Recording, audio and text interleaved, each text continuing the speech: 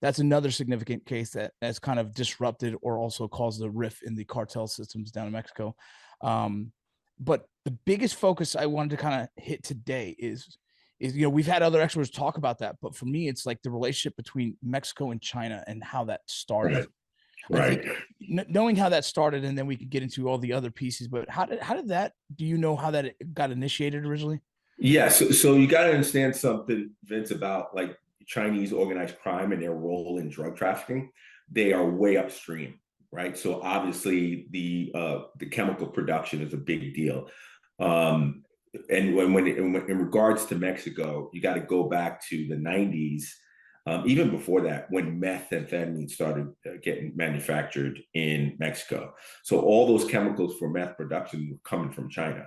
So they had a foothold early on in Mexico, supplying the pseudoephedra, the monomethylamines, and methylamines, the precursors to produce methamphetamine. But it didn't create the same wave, right, that fentanyl did when fentanyl hit in the United States. It changed and transformed the market in the United States. Prior to that, the market was really driven by gangs and biker gangs, and methamphetamine was.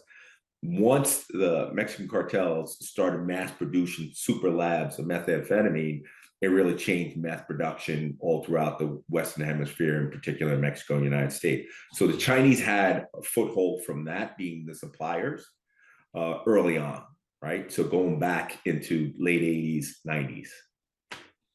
How I guess the next thing is kind of this: when we discuss China and China's involvement in the smuggling, and the exploitation of America's borders, to what extent is this strategy potentially the Chinese government themselves, or is this kind of rogue elements in the Chinese government or a criminal organization? Because I think there's a confusion there. When you say China, people think the Chinese government is planning this, its strategy.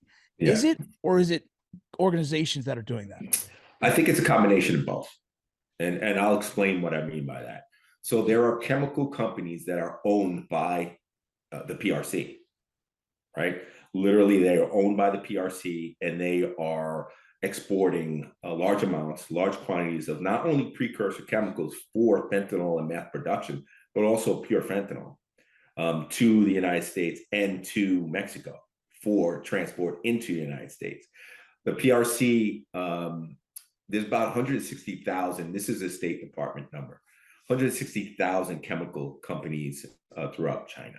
It's one of the most unregulated industries in China, and there's literally tens of thousands of sub brokers in China, right? So you can have a massive production plant and have hundreds of brokers that are buying chemicals from that plant or that company, and then brokering deals back into the United States and back into Mexico as well. So it is a combination of both, Vince, right?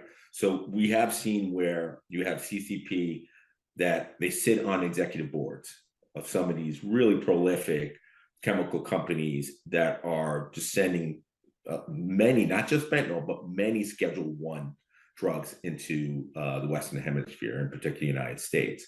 We've seen PRC and CCP would give grants and give other award money to chemical companies.